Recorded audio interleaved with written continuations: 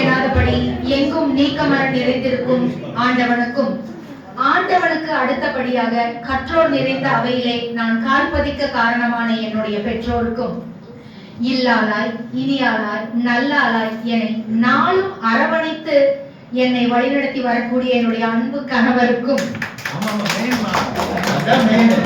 முத்தான என் முதற்கண் வணக்கத்தினை இந்த தருணத்தில் உரித்தாக்கி அதுதான் நடுவர்களே நான் சொல்ல வரேன். ஏன்னா இங்க ஒரு சிலர் என்ன தப்பா நினைச்சுக்காதீங்க. எனக்கு பரிச்சயமா இருக்கக்கூடிய ஒரு சில நட்புகளுக்கு மட்டும்தான் நான் வந்து அழைப்புதல் கொடுத்தேன். ஒரு சிலர் எனக்கு பரிச்சயம் இல்லை. ஆனால் இதை தன் வீட்டு நிகழ்வாக நான் பத்திரிகை கொடுக்கும் போதெல்லாம் கூட இருந்த என்னுடைய நட்புகள் அப்படின்னு நான் சொல்லவே மாட்டேன். என்னுடைய உறவுகள் அவர்கள் வீட்டு விசேஷம் போல அழைத்தார்கள்.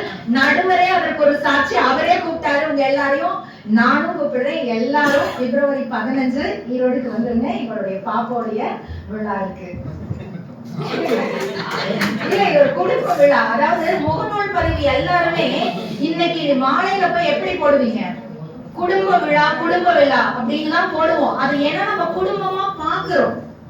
தாய் தந்தை, அதாவது தாய் தந்தை தந்த தாய்மைதான் உயிரினுடைய ஆதாரம்.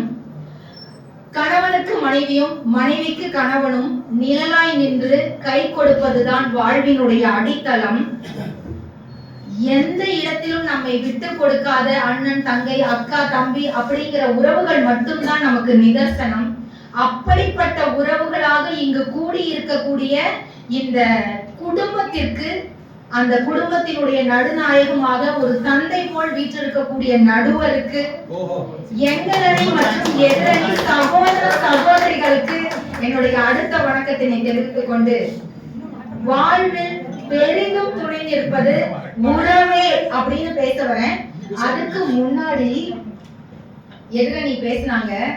எதுக்கு எடுத்தாலும், அதாவது தலைப்பு புரியல. உண்மையா நான் அதை வந்து நீங்க எல்லாருமே ஒத்துருப்பீங்க. 4 பேரும் பேசி முடிச்சிட்டாங்க. கண்டிப்பா உங்களுக்கு தலைப்பே புரியல அப்படிங்கறத 4ஆவதா பேசினவர் தான் ஆணித்தரப்பா நிரூபிச்சுட்டு அமர்ந்திருக்கிறார். ஏன்னா கேட்டாங்க, நாங்க வந்து 2 வயசுலயே, அவங்க சொன்னாங்க என் பேத்தி சொல்லும் பொழுதே உறவோடு ஆரம்பிக்கிறாங்க. 2 வயசுலயே நட்பை கூட்டிட்டு வராங்க. நாங்க என்ன கேக்குறோம்? எடுத்த உடனே குழந்தை ஓடி போயிடுமா? ஓடி போய் பாடுமா முஸ்தபா முஸ்தபா டோன்ட் வரி முஸ்தபா. அதுவும் ஆரம்பிச்சாங்க அணித்தலைமை. ஊ லலலா ஹூ லலலா நல்லா ஆரம்பிச்சாங்க. சிறப்பு தான். குடும்பத்தை பத்தி பாடுங்க. தப்பா இருக்கு. நட்புக்காக பாடுங்க பாடுங்க. அதனால தான் எங்களுக்கு கோவம். சரி சரி. குடும்பத்தை பத்தி சொன்னாங்க. நான் கம்முனு நாங்களும் கோரஸ் பாட தான் தயாரா இருக்கிறோம் நடுவர்களே. கருவில் உருவாகி பாலூட்டி சீராட்டி வளர்த்த அம்மா, தோள் மேல போட்டு தட்டி கொடுத்த வளர்த்த அப்பா, ஆசை கதை கூறின தாத்தா பாட்டி, எனக்கு ஒண்ணு உனக்கு ஒண்ணுன்னா விட்டு கொடுக்காத சகோதரர்கள், இப்படி எல்லா குடும்ப உறுப்பினர்களும் குடும்ப உறவுகளும் சேர்ந்து வளர்த்து கொடுத்து இங்க அனுப்பிச்சாதானே நீங்க பாடுவீங்க. ஊ லலலா நல்லா பாடுங்க. சரிங்களா? அப்படிப்பட்ட உறவு இல்லைன்னா எப்படி உங்களால இதெல்லாம் முடியும்? அடுத்தது எல்லாருமே இன்னொருத்தர் அந்த அணியில சொன்னாங்க, மாறாத உறவா நண்பேண்டாம். 5 வயசுல அண்ணன் தம்பி, 10 வயசுல பங்காளி, அதுக்கப்புறம் பகையாளிதான். நான் கேட்கிறேன், நீங்க பிறக்கும் போது உங்களுக்கு அவங்க அம்மா அப்பா தான். உங்களுக்கு நட்பு மாறிக்கிட்டே இருக்கும். பள்ளி காலத்துல பள்ளி நண்பர்கள், கல்லூரி காலத்துல கல்லூரி நண்பர்கள், வேலை செய்யும் போது அலுவலக நண்பர்கள், அப்படி நண்பர்கள் மாறிக்கொண்டே இருப்பார்கள். எத்தனை வயசு நீங்க பிறப்பு முதல் இறப்பு வரை அப்பாடா, அங்கதான் உங்க அம்மாடா. அங்க விட்டுட்டு எங்க இருந்து வந்தா இந்த நண்பேண்டாம். என்ன ஒரு நன்றி கெட்டத்தனம் இதெல்லாம். நாங்கெல்லாம் இல்லாம எப்படி நீங்க நட்பு பாராட்ட முடியும்? அதை மறந்துடுறாங்க நடுவர் அவர்கள். என்ன சொல்றதுனாலும் அவங்களுக்குள்ள என்ன விளையாடுறாங்க தெரியுமா? பப்ஜி விளையாடு. கேள்விப்பட்டிருக்கீங்களா? நிறைய விளையாட்டு இருக்கு, லைனா இருக்கு. நான் ஒவ்வொன்னா சொன்னா லேட் ஆயிடும். நட்புல ஒரு பெரிய விளையாட்டை விளையாட்டு இருக்காங்க. அடுத்தது இதெல்லாம் தானா சேர்ந்த கூட்டம் அப்படிங்கிறாங்க. உண்மையா கிடையவே கிடையாது. சொல்றவங்க எல்லாம் பிரபு சகோதரர் நட்புக்கு அடையாளம் இல்லையா? பிரபு சகோதரர் எனக்கு தெரியல. அந்த சகோதரன்ற வார்த்தை என்ன, உறவா நட்பா? அதை மட்டும் சொல்லிட்டு எல்லாரும் வாழ்த்த சொல்லுங்க. நட்பு நட்பு. அப்படி நாம நட்பா நினைச்சிருந்தோம்னா இத்தனை வருடங்களாக தொடர்ந்து நம்ம ஒரு குடும்பமா கண்டிப்பா பயணிக்கவே முடியாது. குடும்ப உறவாக இருப்பதால் மட்டும்தான் இது சாத்தியப்பட்டிருக்கு. அதை நீங்கள் உங்களுடைய கரவொலியோட நான் நிரூபிப்பீங்கன்னு இந்த இடத்துல நான் நம்புறேன். அதே மாதிரி நம்மளுடைய பிறந்த நாள், திருமண நாள் கொண்டாட்டத்துக்கு எல்லாருக்கும் நம்ம விடுதிகளுக்கு, ஆசிரமங்களுக்கு எல்லாம் போற பழக்கம் குடும்பமா சேர்ந்து போவோம். அங்க அந்த குழந்தைங்க, அந்த பெரியவங்க எல்லாம் நட்பாதான் கூடி இருப்பாங்க.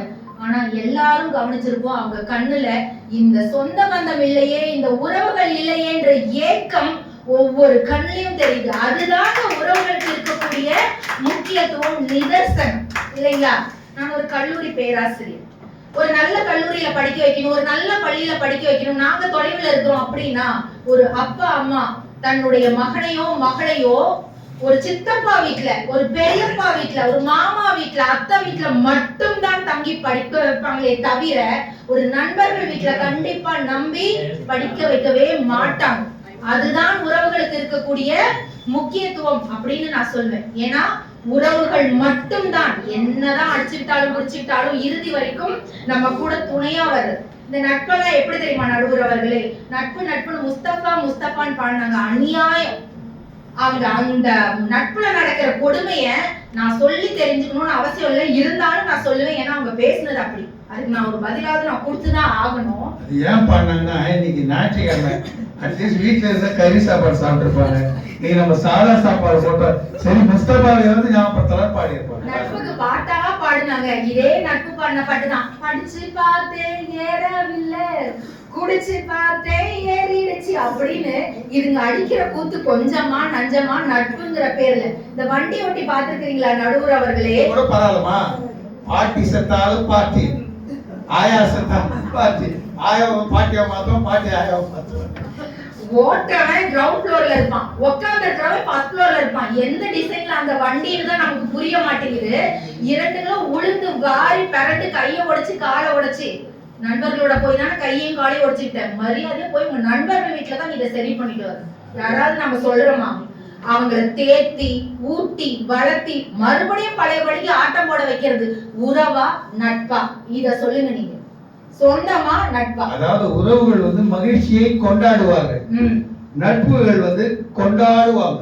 ஆமா. ஏன்னா நாம ஃபெயில் ஆயிட்டா கூட அவங்க கொண்டு வருவார்கள், கொண்டாடுவாங்க. நட்புக்கும் உறவுக்கும் ஒரே ஒரு சின்ன வித்தியாசம் சொல்றேன். நாம ஃபெயில் ஆயிட்டா கூட கவலைப்படாது நட்பு. நண்பன் பாஸ் ஆயிட்டா விடிய விடிய வருத்தப்படும். அதுதான் நட்பு. நான் அவன் எப்படி பாஸ் ஆனா அதுதான் தெரியல. நான் படிக்கல, நீயும் படிக்கல தானே அப்படின்னு கேட்டு திருப்தி படுறது மட்டும்தான் நட்பு நடுவர் அவர்களே. ஆனா சொந்தம் படிக்கிற நேரத்துல என்ன போட நோண்டிட்டு இருக்கிற, இதுதான் உன்னுடைய எதிர்காலம், ஒழுங்கா படி. அதாவது தனக்கு கிடைக்காதது யாருக்கும் கிடைக்க கூடாதுன்னு நினைக்கிறது நட்பு. தனக்கு கிடைக்கலனாலும் உனக்கு கிடைக்கணும்னு நினைக்க கூடியதுதான் உறவு, சொந்த பந்தம் நடுவர்களே. இதை நாம தெரிஞ்சுக்கிட்டோம்னா 4 பேர் அவங்களுடைய டைமை வேஸ்ட் பண்ணிட்டு உட்கார்ந்து இருந்திருக்க மாட்டாங்க, உங்களோட டைமும் சேர்த்து வேஸ்ட் பண்ண மாட்டாங்க நடுவர்களே. அதே மாதிரி திருமணம் இதே ஒண்ணு மட்டும் நான் சொல்றேன். திருமணம் நீங்க இப்ப இங்க இருக்கக்கூடியவர்கள் எல்லாம் உங்களுடைய மகனுக்கு மகளுக்கெல்லாம் திருமணம் வரன்னு பார்ப்போம். போகாதீங்க. நீங்க அதான் நட்பு தானே. வாழ்வில் பெரிதும் துணை நிற்பது நட்பு தானே. உங்க பொண்ணுக்கு பொண்ணு பார்க்க பொண்ணோட 10 பொண்ணுங்களை அனுப்புங்க, பையனுக்கு பொண்ணு பார்க்க பொண்ணுங்களோட பையனோட 10 பையனுங்களை அனுப்புங்க. சொல்லட்டும், அங்க போய் அவங்களுடைய மாமனார் வீட்டுல மாமியார் வீட்டுல இவங்க தான் என்னுடைய வாழ்க்கைக்கு பெரிதும் துணை நிற்பது. பொண்ணு தரதெல்லாம் அடுத்த விஷயம். காப்பி தண்ணி கூட தராம அடிச்சு வரட்டிடுவாங்க உங்களை எல்லாம் இல்லையா? அவ்வளவுதான் நட்புக்கு. அதாவது உறவுகளை பார்த்தால் மட்டும்தான் உன் பொண்ணை கொடுக்கலாமா வேணாமான்னு முடிவு செய்ய முடியும். ஏன்னா என்னோடு வா வீடு வரைக்கும், என் வீட்டை பார் என்னை பிடிக்கும். ஏன்னா தாயை போல பிள்ளை, நூலை போல சேலை. அம்மாவை பார்த்தா பொண்ணு பார்க்கவே தேவையில்லை. இந்த அம்மாவுக்கு பிறந்த பொண்ணு என்ன சொல்றது, சத்தியமா ஒரு நல்ல பிள்ளையாதான் இருப்பா, கல்யாணம் பண்ணி கொடுன்னு உறவுகளை பார்த்து மட்டும்தான் இந்த திருமணம் நிச்சயிக்கப்படுகிறது. அப்படி உறவுகளோடு சேர்ந்து இருக்கக்கூடிய திருமணம் தான் காலம் கடந்தும் நிலைத்து வாடுது நடுவர் அவர்களே. இறுதியா இப்படி சொல்லி என்னுடைய உரையை நிறைவு செய்கின்றேன். இளமைங்கிறது அழகான மரம் மாதிரி, அதுல பூத்து குலுங்குற பூக்கள் எல்லாம் நட்பு மாதிரி. உண்மையில இளமையை அழகாக்க நட்புகள் அவசியம்தான், இல்லைன்னு சொல்லவே இல்லை. ஆனால் அந்த மரம் நிலைத்து நிற்பதற்கும் தழைத்து வளர்வதற்கும் ஆணிவேராக அச்சாணியாக வேறுங்கிற உறவுகள் மட்டும்தான் என்னைக்குமே நிலைச்சு நம்மளை நிலைநிறுத்தும் அப்படின்னு சொல்லிட்டு வாழ்வில் நமக்கு பெரிதும் துணை நிற்பது உறவே உறவே உறவே என்று சொல்லி வாழ்வுக்கு நன்றி கூறி இடம் சேர்கிறேன். நன்றி, வணக்கம். அதாவது அவங்க சொல்லும் பொழுது ரொம்ப ஒரு ஒரு நல்ல பாயிண்ட். ஓட்டுறவன் வந்து ஓட்டுறவன் வந்து கிரவுண்ட் ஃப்ளோர்ல இருப்பான், உட்கார்ந்து ஃபர்ஸ்ட் ஃப்ளோர்ல இருப்பான். எந்த பைக்கை பத்தி எவ்வளவு ஒரு அழகான நல்ல விளக்கம் இது வரைக்கும் நான் கேட்கறேன். அது எங்க இருந்து புடிச்சாங்கன்னு தெரியல. ரொம்ப அருமையா வந்து இன்னொரு கருத்தையும் சொன்னாங்க. தூக்கி பிடிக்க தாயும் தாங்கி பிடிக்க தந்தையும் இருந்தாலே போறோம், அந்த உறவு வந்து நிச்சயமா மேம்படும் அப்படின்னு சொன்னாங்க. அதாவது நீங்க பாத்தீங்கன்னா நல்லதை கெட்டதை சொல்லிக் கொடுப்பது யாருன்னு பாத்தீங்கன்னா உறவு தான். இன்னைக்கு நம்மளுடைய பிரபு சகோதரர் அவரே எடுத்துக்கலாம், யாரும் வெளியில போக வேண்டாம். இன்னைக்கு வந்து ஒரு வளமான வாழ்க்கை, அடுத்து என்ன செய்யலாம், அடுத்த முறை சிறப்பா செய்யணும். இந்த நிகழ்ச்சியில வந்து எல்லாரையும் ஒருங்கிணைக்கணும், எல்லா நண்பர்களையும் நம்ம சேர்க்கணும் என்று அவருடைய தங்கைகள் ஆலோசனை செய்தாலும் நண்பர்கள் மூலமாக வருகின்ற கருத்துக்களை ஏற்றுத்தான் அந்த நிகழ்ச்சியை வந்து, அதுக்காக நான் நண்பன் சொல்லிடல, நீங்க அதுக்குள்ளே தீர்ப்பு சொல்லிட்டேன்னு நினைச்சுக்காதீங்க. அவர் ஆலோசனைகள்லாம் ஏற்றுக்கிறாரு. அதே மாதிரி இப்போ ஃபேஸ்புக்குன்னு ஒன்று வந்துருக்கு, உங்களுக்கு எல்லாம் தெரியும். அது காலையில் நம்ம புரட்டோம்னா நல்லதும் வருது கெட்டதும் வருது. கோபி என்ன பண்றாருன்னா அந்த ஃபேஸ்புக்கை மையமா வச்சு நிறைய வேலை செஞ்சுட்டு இருக்காரு. ஆனா ஓடுது, அவரே சொல்லிட்டார். இப்போ எனக்கு கிட்டத்தட்ட இவங்க சொன்னதும் கோபி சொன்னதும் ஒரு கருத்து கொஞ்சம் மேல அது வந்து சரியா வருது. ஆனா இருந்தாலும் இன்றைக்கு வந்து இளைஞர்கள் சமுதாயம் என்று பார்க்கின்ற பொழுது ஸ்டாண்டிங், அதே நேரத்தில் ஃபீலிங், அம்மா ஸ்டாண்டிங் நீங்க தான் சொன்னீங்க. ஸ்டாண்டிங் விளையாட கூப்பிடுவோம், ஆமா. அதுல கூட இன்னொன்னு இருக்கு, ரேசிங். அது இன்னொன்னு புதுமையா இன்னொன்னு நடந்தது இருக்கு. மச்சி நீ இந்த சாப்டர் படிச்சுட்டு வாடா, நான் அந்த சாப்டர் படிச்சுட்டு வரேன். அங்க வந்து அங்க வந்து எக்ஸாம் ஹால்ல இந்த சாப்டர் தான் அவர் சொல்லிட்டே இருப்பாரு. தெரியாத தரமா அப்பாவி நண்பன் இருக்கான் பாருங்க, அவன் வந்து மாட்டிப்பான். அவர் வந்து கரெக்டா பேப்பரை பார்த்து சேஸ் பண்ணுவாங்க, குடிச்சிருவாங்க. ஏன்னு சொல்லிக்கிறேன்னா சாப்டர் மாத்து எக்ஸாம் எழுதுற நிலைமையில இன்னைக்கு நம்முடைய நட்பு உலகம் இருக்கிறது. நீங்க பாத்தீங்கன்னா நம்முடைய பெரியவர்கள் பாத்தீங்கன்னா, நம்முடைய இவரே எடுத்துக்கோங்க, மரியாதைக்குரிய விவேகானந்தர் அவர் வந்து உலக அளவில் பேசுகின்ற பொழுது என்ன சொல்லி சொன்னாங்க யாருக்காவது தெரியுமா? பிரதர்ஸ் அண்ட் சிஸ்டர்ஸ், சகோதர சகோதரிகளே, அந்த உறவு முறையை தான் சொன்னாங்க. ஏன் சொன்னார்? Very good, very good. அதுதான் அவருக்கு வந்து அமெரிக்கால வந்து நிறைய ஹெல்ப் பண்ணது நண்பர்கள். இருந்தாலும் அந்த உறவு முறையை நண்பர்களையே வந்து உறவு முறையாக மாற்றி பிரதர்ஸ் அண்ட் சிஸ்டர்ஸ் என்று ஆங்கிலத்தில் சொன்னார். அப்புறம் இப்போ ரீசெண்டா நடந்த இந்த தகவல் உங்க கையிலிருந்து சேர்க்கிறேன். சச்சின் டெண்டுல்கர் அவர் யாருக்கு உதவி பண்ணார் தெரியுமா? சொல்லுங்க, யாரும் தெரிஞ்சா சொல்லுங்க. சச்சின் டெண்டுல்கர் ஒருத்தருக்கு உதவி பண்ணார். ஆனா அவர் வந்து அவரையே நீக்கணும்னு சொல்லிட்டாங்க. பேரு காம்ப்ளே. Very good. சச்சின் டெண்டுல்கரும் காம்ப்ளே, வினோத் காம்ப்ளே இரண்டும் நண்பர்கள். ஒரு காலகட்டத்துல என்ன பண்ணிட்டாரு சச்சின், அவர் வந்து போடாதீங்க டீம்லன்னு சொல்லிட்டார். ஒரு மாறுதல் தான். அவர் நல்ல நண்பர்கள் வந்து திடீர்னு அவங்களுக்குள்ள வளர்ச்சி, அவருடைய வளர்ச்சியை பிடிக்க அதை வெளிப்படையாக சொல்லாமல் அதை வந்து வேற மாதிரி சொல்லி ஒரு பண்ணாரு. அது வந்து நடந்ததா என்னன்னு தெரியாது, பத்திரிகை செய்தி. ஆமா. ஆகவே இப்படி நண்பர்கள் வந்து சம வயதுடையவர்களா இருப்பாங்க. இப்போ வந்து அப்பாவையோ சித்தப்பாவையோ நம்ம அப்பா தான் கூப்பிடுறோம், சித்தப்பா தான் கூப்பிடுறோம். இவங்க வந்து காலநிலைக்க சகோதரி நல்லா சொன்னாங்க. 5 வயதுல இப்படி ஒரு நண்பர் இருப்பான், 10 வயது ஆனவங்க கல்லூரி படிப்புல என்று அவங்க டிஃபரன்ஸ் காமிச்சாங்க. அதாவது 100க்கு 99% நண்பர்கள் வந்து சம வயதுடையவர்கள் இருப்பாங்க. எப்படி வேணா நம்ம அழைக்கலாம் செய்யலாம். ஆனா அதே நேரத்துல ஒரு பெரியவர்களை வந்து நாம் மதிக்க கற்றுக்கொண்டிருக்கின்ற ஒரு சமுதாயத்திலே, அது தமிழ் சமுதாயம் என்று பார்த்தால் அண்ணன் தங்கை உறவு, அப்பா தாத்தா உறவு என்று உறவு முறைகளை நாம் வகுத்து இருக்கிறோம். நீங்க ஒரு திருமணம் நடக்கணும்னாலும் நல்ல காரியம், ஏற்கனவே முதல்ல இருந்து நான் கடைசிக்கு வரேன், எல்லாரையும் இணைச்சாதான் அந்த திருமணம் வந்து சிறப்பா நடக்கும். அதே நேரத்தில் ஒரு சின்ன ஒரு எந்த ஒரு கலக்கமும் இல்லாமல் அது வந்து சிறப்பா நடத்த முடியும். 2 நாள் 3 நாள் நிகழ்வுகள்லாம் நடத்தி இருக்கிறாங்க. அதெல்லாம் பாத்தீங்கன்னா இந்த உறவு முறைகள் வந்து வலுவாக இருப்பதினால்தான் நாம் அந்த காலத்தை நகர்ந்து கொண்டே இருக்கிறோம். நீங்க பாத்தீங்கன்னா நிறைய ஃபேமிலியில பாத்தீங்கன்னா வயசானவங்க அவங்கள வந்து ஏதாவது ஒரு ஆசிரமத்துக்கு அனுப்புகின்ற ஒரு பழக்கத்தை வைத்திருக்கிறார்கள். ஆனால் அதிலையும் பாத்தீங்கன்னா யார் போய் பார்த்துக்கிறது பாத்தீங்கன்னா அந்த ஆசிரமத்துல மகனோ மகளோ தான் அந்த பெரியவங்களை போய் பார்க்கக்கூடிய ஒரு சூழல் இருக்கிறது. வயதாகிவிட்டதே என்று அவங்களை ஒதுக்கி வைக்கவில்லை, அவர்களையும் எல்லாம் எக்ஸசைஸ் பண்ணுங்க, காலையில வாக்கிங் போங்க கூட்டு போறது மகனோ மகளோ.